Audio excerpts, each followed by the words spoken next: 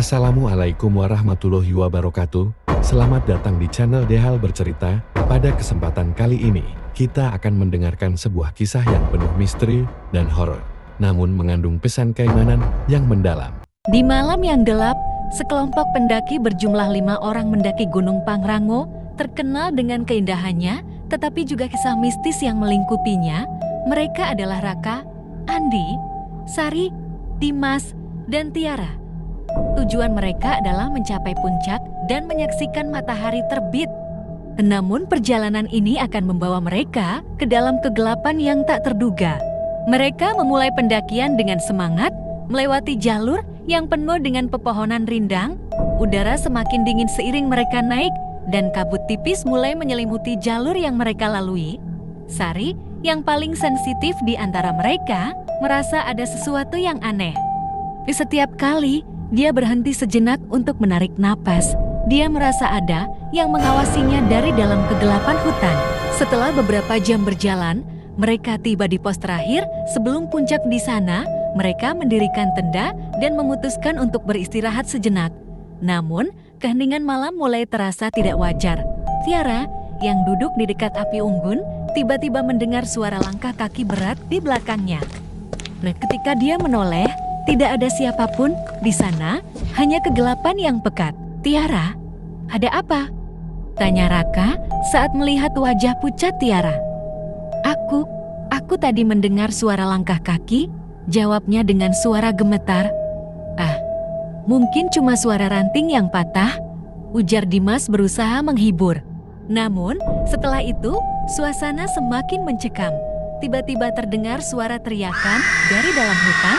Suara itu terdengar seperti seseorang yang kesakitan, tetapi ketika mereka mendengarnya lebih jelas, suara itu berubah menjadi tawa yang mengerikan. Seolah-olah ada sesuatu yang menyeringai di tengah kegelapan. Mereka semua berdiri, waspada, tapi tak seorang pun berani mendekati sumber suara itu. "Kita harus kembali sekarang juga," kata Andi dengan nada tegas. Namun, ketika mereka berbalik menuju jalur turun, jalur yang sebelumnya jelas terlihat kini hilang, tertutup kabut tebal yang tak terduga. Mereka seolah terjebak di tempat itu.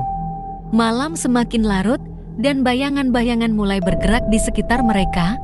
Sari, yang sejak awal merasa tidak nyaman, tiba-tiba melihat sesosok bayangan besar berdiri di ujung cahaya api unggun. Sosok itu tinggi, dengan mata merah menyala yang menatap mereka tajam. Dia mencoba berteriak, tetapi suaranya tercekik di tenggorokan. "Keluar dari sini." Sosok itu berbisik dengan suara yang dingin. Mereka hanya bisa menatapnya dengan ketakutan. Kemudian, sosok itu menghilang ke dalam kegelapan, tetapi bayangannya masih ada, bergerak di antara pepohonan. Mereka tahu sosok itu mengintai mereka. Dengan sisa keberanian yang mereka miliki, Raka memimpin mereka keluar dari tempat itu. Mereka berlari secepat mungkin, tak lagi peduli dengan jalur pendakian yang benar. Namun, tidak ada yang memperhatikan bahwa Dimas tidak lagi bersama mereka. Ketika mereka akhirnya mencapai kaki gunung di pagi hari, hanya tersisa 4 orang. Tidak ada tanda-tanda Dimas dimanapun. Pihak berwenang melakukan pencarian selama berhari-hari, namun Dimas tidak pernah ditemukan. Beberapa bulan kemudian, kelompok pendaki lain menemukan sebuah tenda di puncak Gunung Pangrango. Di dalam tenda itu, mereka menemukan sebuah foto. Foto itu menunjukkan 5 orang pendaki yang tersenyum di depan api unggun, tetapi ada yang aneh di belakang mereka. Berdiri sosok tinggi dengan mata merah menyala yang mengawasi mereka dari dalam kegelapan.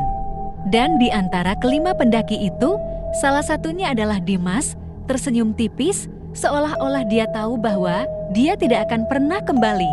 Semoga kisah ini dapat menjadi pengingat bagi kita semua bahwa keimanan adalah benteng terkuat melawan segala bentuk kejahatan, baik yang terlihat maupun yang tidak.